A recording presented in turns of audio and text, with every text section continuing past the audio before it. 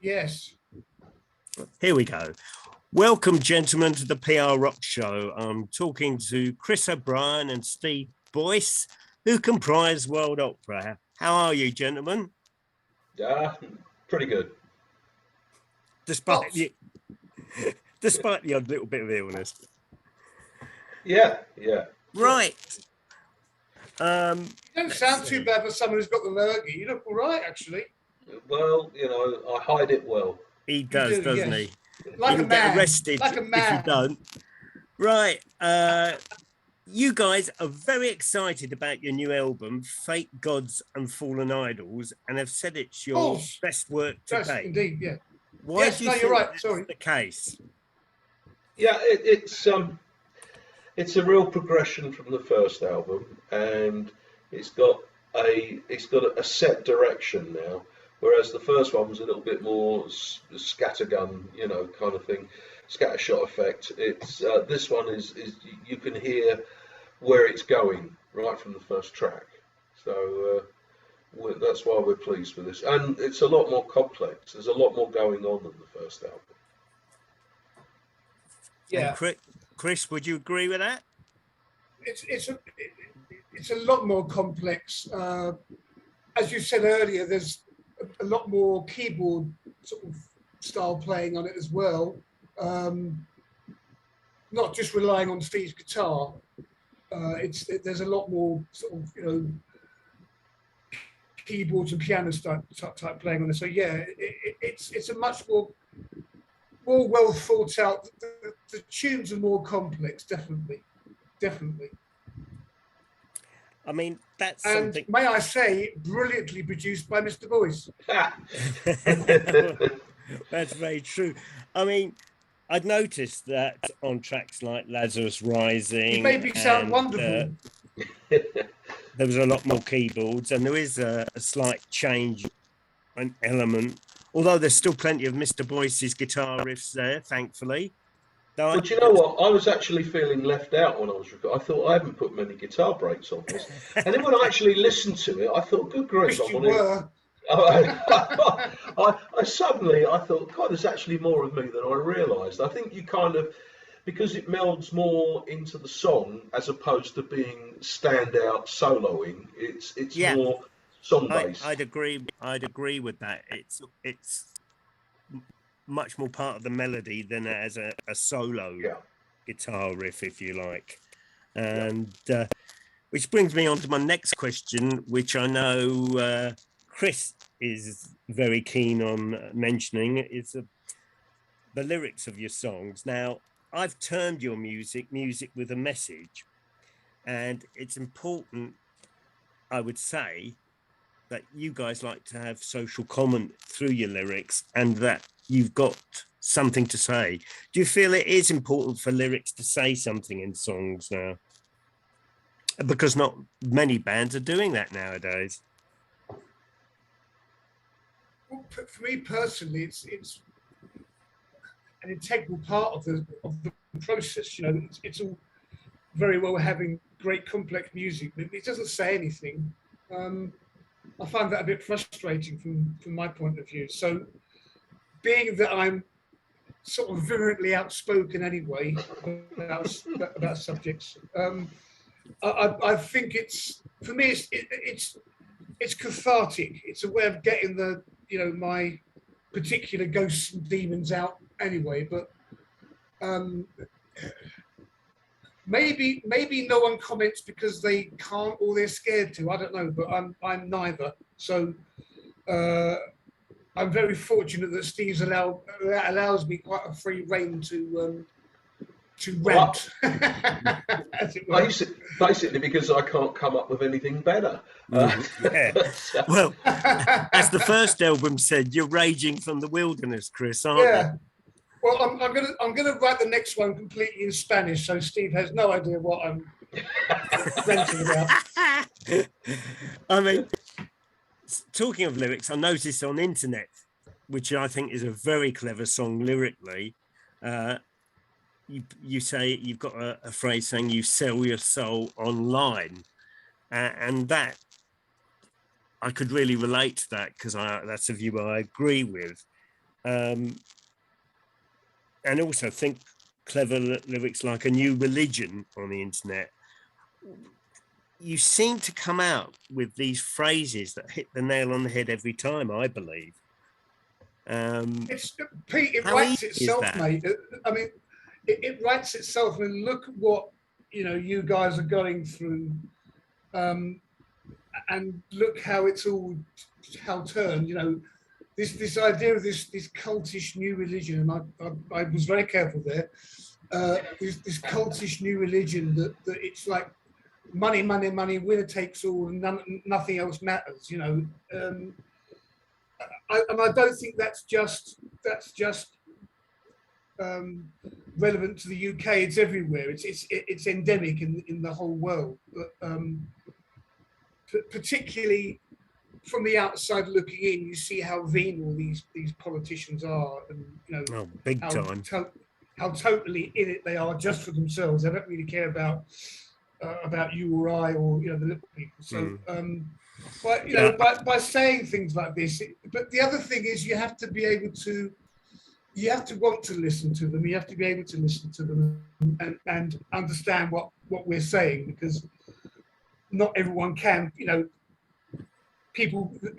I think the vast majority of people want something simple like Ed Sheeran. You're hoping that your listeners have a modicum of intelligence, and there's no guarantees of that nowadays. No, when you consider a dog wins Britain's Got Talent, Pete, no. I mean, Steve mentioned it earlier. There's a different progression and sound on this album. It seems to me, now I've only had a chance to listen to it once, so this is initial impressions. It seems to me you've got more adventurous, experimenting with your sound, adding things like strings as well as keyboards. I think Demons, for example, that there's a real string section sound on it. There's a violin solo on it. Yeah. Yes, yeah. Isn't she wonderful? Yeah. We there brought, is playing the violin then. It's yes. It's not effects. No. We brought in a couple of people on this one. Just to, there's a sax as well on Lazarus Rising. We decided this time to bring in one or two people that could make that bring that different colour to the sounds, which we could, because we're doing as much as we can with keyboards, guitars, programming, and all that. But it's there's a lot more real bass on there as well, apart from the internet track. There's a lot. I decided, I listened to it and I thought, I don't like, it wasn't what Chris was playing was wrong, but I felt that keyboard bass was a little bit was becoming a little bit too rigid. So I decided to play a lot more bass, on there, just to sort of loosen it up a bit and make it sound more like a band. And it seems to have worked. It does. I mean, some of the tracks are far more funky because it's got a real bass and a real great bass line. It's got that warmth of a real bass as well that only a real bass gives you. That it just makes it sound whole and complete, to be honest with you. So it seems to me you've developed your sound on the second album, moving away more from effects and computer wizardry to more musical instruments, and that would be a fair comment, would it? Yeah, I still think we're dabbling a lot, because the great thing about this, we're never going to be a touring band, so we can't stand each other. No, that's right. Our egos would clash on stage. No, we don't intend to ever produce this stuff live, so it means we've got carte blanche in our respective studios to put what we want on it and to make it interesting. As long as what comes out at the other end is a complete song with interesting lyrics and sounds and instruments that you can that I don't know, that give it the support it needs, if you see what I mean. We always say a lot of our music is cinematic. It's very cinematic, And I can imagine some of the instrumental sections hopefully being used in a film or TV program, because that's where it kind of almost God, belongs. please. Yes. I mean, that brings me on to the next question very nicely, because you've touched on it. You guys work very differently from a lot of bands, and the way you want to put your music out there. As you say, you're not going to be a touring band. You're not going to go out and tour the albums and things of that nature. And you guys don't have to get into a studio together. So you do work differently from a lot of bands. Mm. Yes, we speak once a week. Chris then sends me the files across and says, "Have a listen to this, see what you reckon." And then I start working on things, and that's basically the way we work. This album has only got 8 tracks, but they're all of a reasonable length. So you've still got an album's worth of material there. But some of those tracks started off as 3 or 4 minute things, and then later Really? on became 7 or 8 minute things because Lazarus is a good case in point where Chris comes in with the vocals with the piano after that initial burst of energetic, hard hitting rock. I felt it was wasted just using it once, so I brought it back in again later. And it works better that way, but it also then took the song to 9 minutes. So, but if you're doing albums, and certainly if it's of a prog rock label, if you want to, I don't know, you're more than prog rock. You're not just prog rock. That is a label that the media will give you, possibly. But do you think the way you produce your music is ideal for what you're trying to do, and does it aid the production of it all? Do you find that would be easier than if you guys were trying to get together in a rehearsal room? Yes, definitely. Yeah, definitely. I mean, sometimes the initial demo that I've sent Steve bears no relation to the end product, what he then does to it. A point in case internet, it's got that very synthetic 80s kind of sound, and I just sort of demoed it as a one kind of time movement piece, and then he came up with the idea of putting that really raucous sort of speeded up rock section in it, which over the chorus, which makes it elevates it to a completely different level. So the idea is that the core idea of the demo won't stay like that. It will change exponentially as the more and more Steve tears himself away from his greenhouse to work on the songs, and watching it progress like that, and I've had a great idea, and I've had a great idea, and can we just do that as well, and then that's how it works, and it grows and grows and grows, and we, because of the way we have the systems we use, we have the power to do that. We have the time to do it because we're too old get to sod all else to do, really. Yeah. Well, it obviously seems to work for you. This album, it's interesting. Do you come up with a sort of concept album, or do you just write songs and see and then put them all together? Well, there are other songs out there that we sort of got hanging around. There was one. Yeah. There was one particular that Chris sent me about. Well, it must be nearly a year ago, and I thought initially he wanted it on this album. And I said, "Do you think it matches the other tracks in style and sound?" And then we both agreed it didn't. So we saved it for another day. On the back burner. Yeah. And we've got a lot of stuff already going for a third album. Is that what's going to be next for Wild Opera now? A third album? Well, we're going to be promoting and hopefully selling a few copies of this one first. I would hope so. Yeah. I mean, I don't know what the market is. Sorry, Chris, go. You carry on. No, it's Uh-oh. Hello, he's frozen. He's frozen. He will come back, Yeah. or maybe not. exactly Maybe. what Steve was talking the other, and it sets off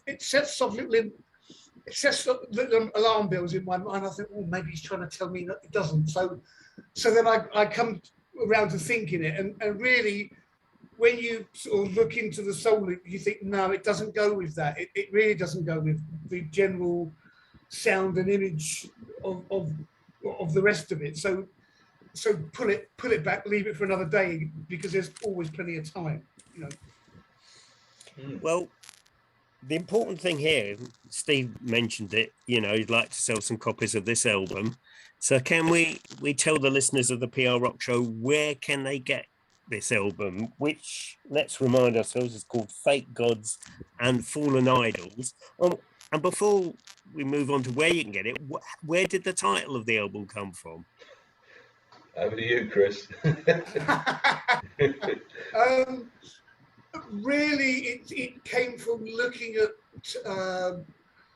sort of this fake kind of reality TV, celebrity, Instagram influencer type people, you know, and from people who've been in the sort of limelight and then fallen from grace as a result of some indiscretion, shall we say, on their behalf, something like that, you know. And there's but it's really, a lot of that. It's really about today's world. Yeah, it's really about the cult of personality and the cult, you know, over substance. It's all about, you know, all fur coat and no knickers, as my mother would say. Great way of putting it. Actually, my mother wouldn't have said that, but yeah. Me Auntie Fire next door would have said that. Yeah. But yeah, so that's where it comes from, really. This everything's so fake and false, and you know we've got to worship her over there because she's got massive lips, or I said lips, by the way. Yes. And she's had bum implants and it's like, oh Christ, it's all about, you know? Image and no substance nowadays. Yeah, exactly. Yeah. So that's where it doesn't apply to your album, I must add. Thank you. Well, we can't exactly sell our image. Come on, look at us. I mean, we could never claim that one, could we? Yeah. I resemble that remark. I have some duck lips for anybody if it sells a few albums. Best to focus on the sound, Steve, isn't it? Yeah. Absolutely, mate. Yeah. Right. Remind the listeners where they can buy and get hold of Fake Gods and Fallen Idols. Right, it's on all the usual download sites, your Amazons, iTunes, etc. It's also being streamed on Spotify. It's all the usual suspects are in there. There's all the good digital platforms. Tidal, iTunes, yeah. Amazon, all of them. Yeah. Yeah, but if you want something more long-lasting, and something that will look really good in your CD collection, there is going to be a limited edition CD, which should be with us by the end of July. They informed me.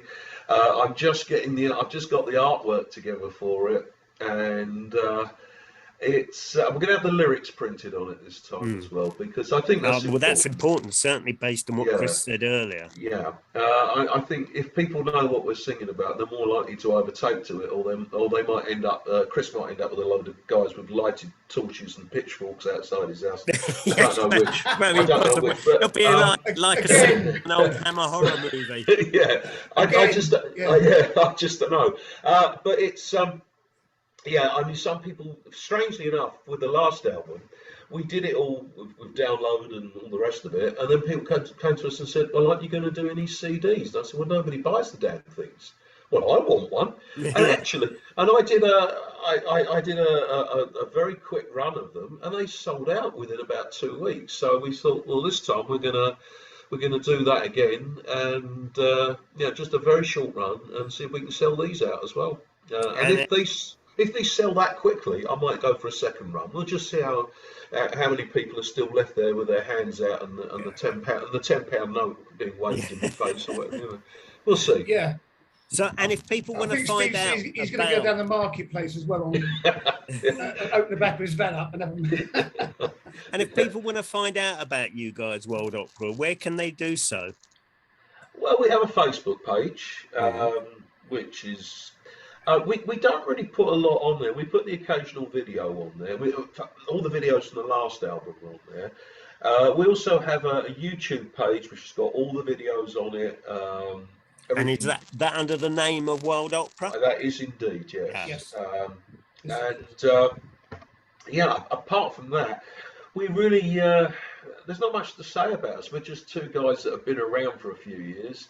We both went through cover band hell, and we've come out the other side of it. We don't particularly want to play covers anymore. And I would say you let your music do the talking for you, and my God, does it do the job? Oh, that's nice of you. Thank you, Pete. The other thing is, Pete, you know I live in a very remote place. Yes. Have you ever heard of WITSEC? No. Well, it's like witness protections, so they put you in these out of the way places to stop people killing you. So that's why I don't have a massive kind of presence on social media. As long as it's witness protection and not music protection. Yeah, exactly. Yeah, well, I mean, maybe they should protect me from, or protect you, the public, lovely public, from me. But yeah, I mean, we should really. That's the game, though, Pete. That you know, Steve and I must get hundreds of emails and this and that and the other from people. Let me help you get 50,000 streams. Pay me £500 million and I'll get you. And we get hundreds of these basically a week. From these influencers and people like that, and we're just not prepared to play that game, really. No, and it's the downside of social media as well. Well, it is, yeah. And it's sifting like, out you've got to push yourself. You've got rubbish. You've got to become an Instagram whore or something like that. I'm just like, no.